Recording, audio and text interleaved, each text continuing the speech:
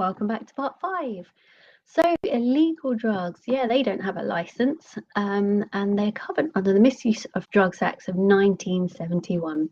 So, just be aware that as legal drugs are required to be safe, efficacious, and of high quality, that doesn't apply to anything that is made by people in bathtubs, are used, and sort of distilling labs and things like that.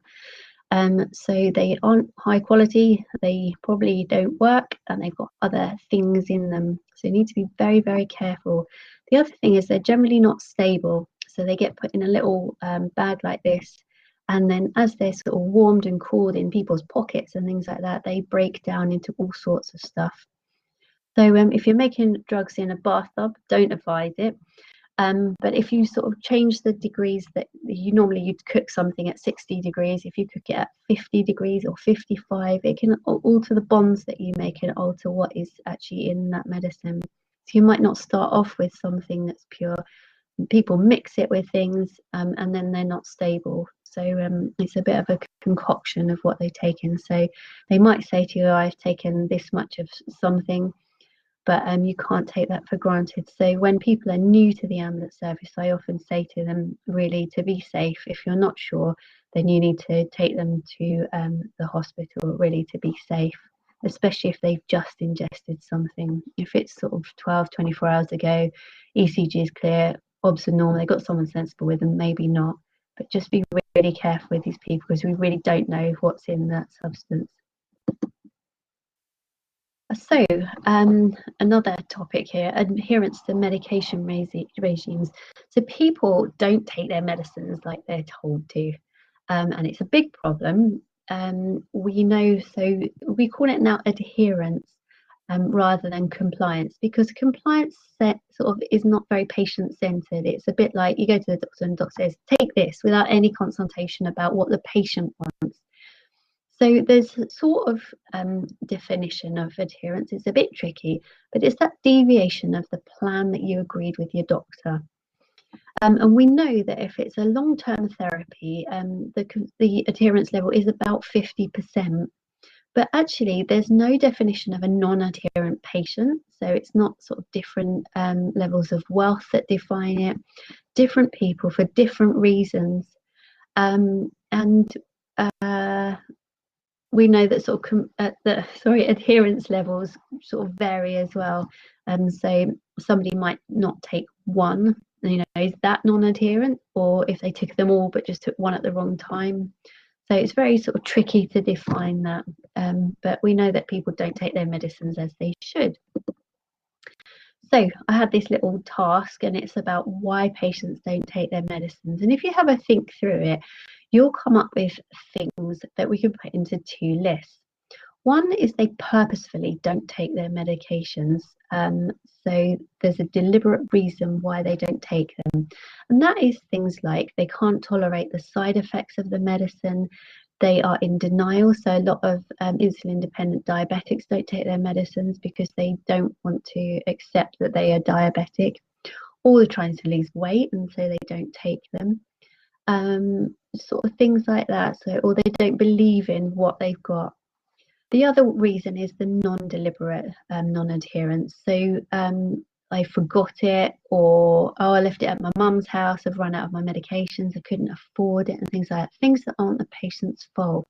So just be aware there's those sort of 2 reasons why people don't, and they're quite complicated, and it needs sort of drilling down to, really. But the most important factor in determining if people are adherent, it's us, it's the healthcare professional. So it's for us, maybe not as the prescriber ourselves, to talk to the patient and to find out really why they're not taking them. Do they not accept that they've got high blood pressure, for instance? Do they need telling a little bit more about the risks so that they're more understanding? Or have they actually decided that they don't want to take it? They understand all the risks, and we need to have a talk with a GP about this and stop them prescribing it. Because there's no point in them having a load of medicines around that could be taken by somebody else, or costing the NHS money at the end of the day, if they really don't believe that they should be on them.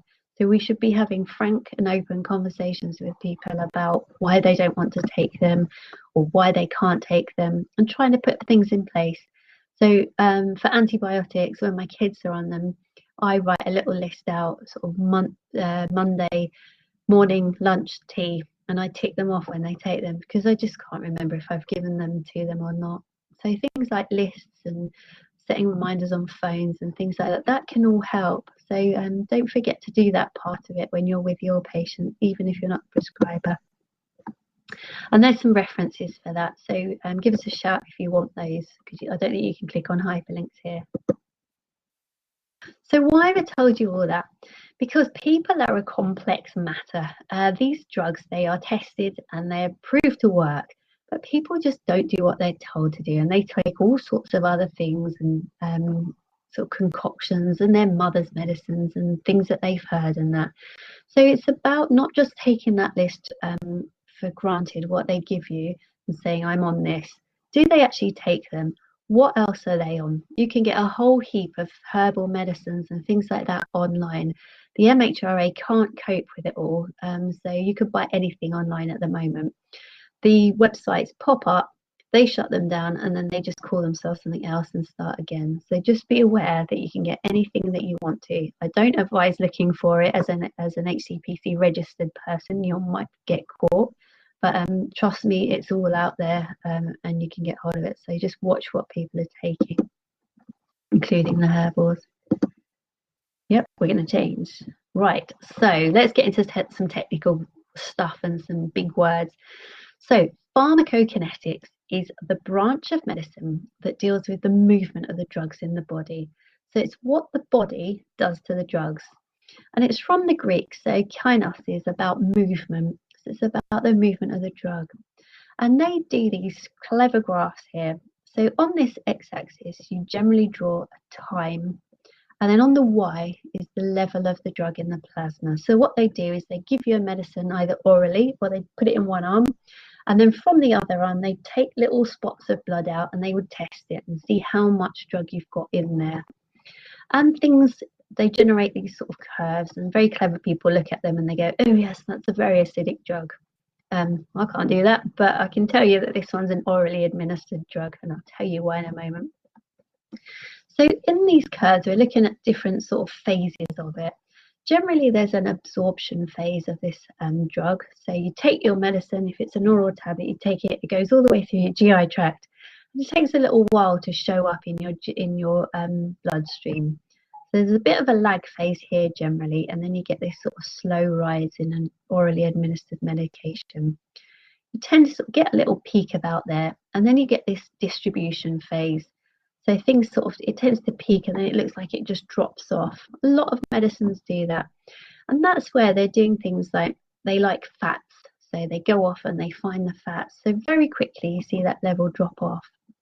And then there'll be an elimination phase. And that is where your body is getting rid of the drug. So it's either chemically changing it, so you can't detect that original drug anymore, or you're weeing it out or breathing it out and you're eliminating it. So both of those things are elimination, that metabolism, changing it chemically, or just getting rid of it. They're both called elimination. So they generally sort of look a bit like this. You can't say exactly that elimination starts here and ends here.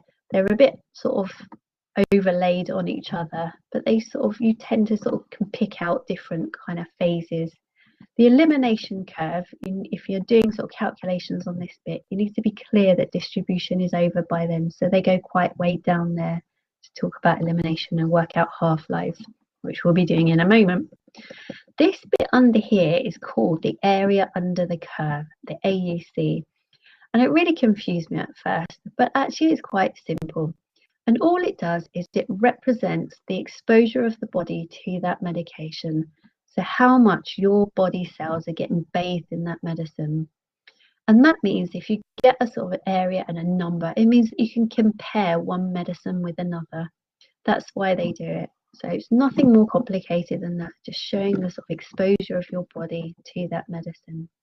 So x-axis is time, y is plasma, and they get some sort of absorption, distribution, and elimination phase on it. So there's generally accepted bits of it. This is a real curve. So what you do is you plot your little points here. So you'll have taken the blood out at that time and you measure the concentration and you plot the point. and then you get a bit of a wiggle, and then generally you come along and you sort of round out the line, because wiggles aren't very good for doing sort of maths on, so they just round them out. If you do enough, you eventually end up with a round curve. So you do that sort of test on a load of people and you put all your curves together. But if you just do one person, you get a bit of a sort of squiggly bit up here. And there's generally accepted that there's four different parts. So this is ADME, and you'll see that in all the textbooks. So there's an absorption phase, and that is the drug crossing the membrane. So generally, if it's an orally absorbed one, it's crossing the small intestine. That's where most of your drugs are absorbed. If it is something that you put on your skin, it would be it crossing the skin membranes and getting into your blood. An IM drug, so if you put it into a muscle, it's going out of the muscle and across those membranes and into your bloodstream. IV is the only one where there isn't an absorption phase, because by definition you are crossing the membrane with the needle. So just be aware that it won't have this sort of rising bit. It will generally have a sort of very quick entry and then it will drop. So it sort of comes in very fast. Distribution is the next bit, so where it sort of wiggles around and it just suddenly finds stuff and it disappears off, and you find that sort of drop very quickly. And then metabolism and excretion are both elimination, but metabolism is chemically changing a drug, and excretion is generally weeing it out or breathing it out. So there's the different phases of that. Let's look at some numbers. So to compare drugs, we give them different numbers, and then we can say, oh yes, that one has a higher Tmax, and sound very clever. So the Tmax is the time that it's at its maximum concentration. So if we go back a slide, the Tmax occurs here, and you need to read down and make sure you read off that x-axis for the time. So the Tmax here is about 4 hours, give or take a little bit. The Cmax is the maximum concentration. So it's that same point on here, but you're actually just going to read off across the concentration. So that'd be 5 point something, and then whatever units they are, a bit small to see. Now, half-life is a measure of how long it takes you to get rid of that drug. And because it's a funny shape, it's that concave shaped curve, it's really hard to do a whole life. So that's why we have to do half. So it's the amount of reduction of the drug is relative to sort of how much you've got. So it's a little bit confusing. What they do in reality is they put it into a log format, and then you get a nice straight line and you can do your calculations on that. But if we have a look at that, so we need to go past where we're sure distribution's over, and we'd go down here. And it's the time it takes for the drug to reduce by half. So if we went from a kind of a 4 to a 2, so you can see 4 concentration and 2 concentration, that's it reducing by a half. And then if you dropped those points down from the 4 and from the 2, it's the time between those points here that would be your half-life. And you can do it again from 2 to 1, so the concentration dropping from 2 and drop that point down, and to dropping to 1 and then drop that point down and measure between the two there, and that will give you about a 2-hour half-life for that medicine. So just to be clear, the half-life is calculated after distribution is over, so it needs to be that in elimination part of the curve, and then it waits for the concentration to drop by a half, and you can calculate the time on this axis here. I can go through that next time. Give us a shout. It's easy. If I draw it a bit bigger and we can squiggle it out on the screen, so give us a shout. And then, did you know that the half-life of caffeine is about 6 hours? So if you have caffeine after lunch, you probably can't sleep in the evening.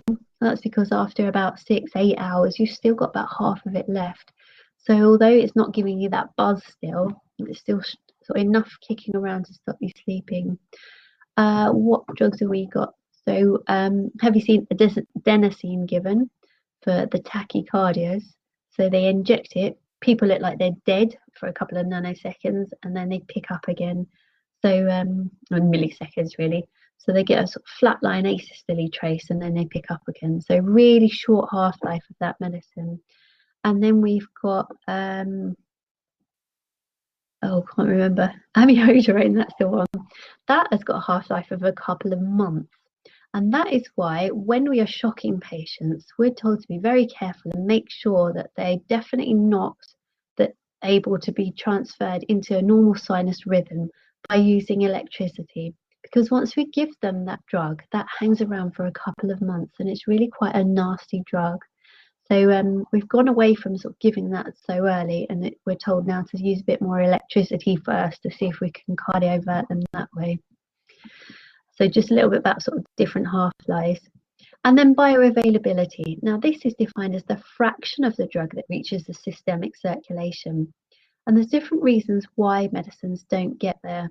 One of them is if we take an oral medicine, everything that we take into our mouth goes through and touches our liver. Our liver has a look at it and goes, no, chuck it all out, it's nasty to us. And only some of it will get into the systemic circulation. So it's that amount. And also some of it just passes straight through. So IV drugs, by definition, they have 100% bioavailability. It's only the little bit left at the bottom of the tube that they don't get, but by definition, they are 100% bioavailable. So just a couple more little bits. So if you're talking about metabolism, generally it's the liver that we're talking about. And if we're talking about excretion, the kidneys do a lot of that.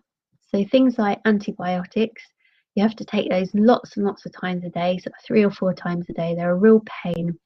And that's because they're very polar and the kidneys love that and find it very easy to wee them straight out again. So just be aware of those. And then back to the liver, we've got a bunch of liver enzymes called the cytochrome P450 group, and they do an awful lot of the breakdown of our drugs. So just be aware that they are shorthanded in very different ways. So they're often written as CYPs or CP450s or CYP4P450s or P450s.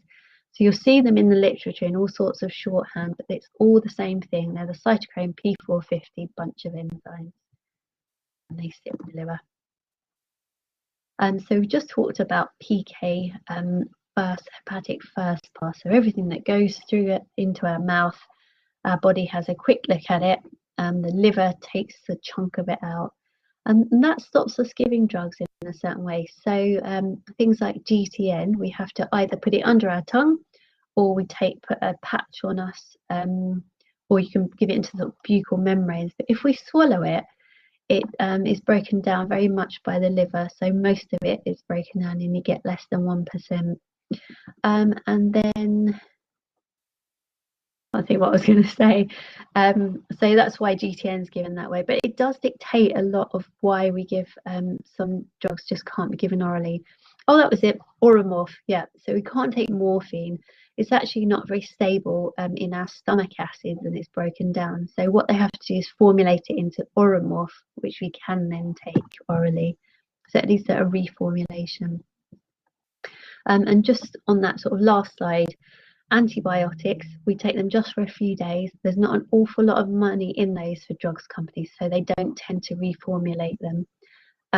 They cost too much, so we will be stuck with taking those many times a day. Just a quick one on this one. This was more for my sort of other drugs module. Just be aware that there's compartments. It's a bit of an old term, but it still sort of works to demonstrate what I want to talk about. So if you imagine this corridor is like your bloodstream, and all the little compartments of the old-fashioned train are different places that the drug needs to get to. So it's no good if you've got a really high concentration of an antibiotic in your bloodstream if it can't get down to your gangrenous toe. It needs to get into the interstitial fluids in your toe for it to work. So it needs to get into that compartment. And we have lots of different compartments in our body. There's the sort of part of your brain that the blood-brain barrier protects. So if the drugs can't get past there and it's something that needs to work in your central nervous system, it's not going to have much function, even if the plasma level is really, really high. So just be aware of that. Things that get into brains also get into the fetus so very well as well. So just be aware of that one. And then morphine, yep, we can inject it IV, but it doesn't have its peak effect for about 20 minutes. And that's because it has a bit of trouble getting to its receptor. So it doesn't penetrate the tissue very well, and that's why that sort of delay is noted. So if you took an aliquot of blood out of your arm and you tested it, you'd say, yes, there's loads of morphine in there, but actually it's not for about 20 minutes that it starts to work. So again, it's got to get into that compartment of where the receptors are to have its action. Right, let's see what they uploads for us now.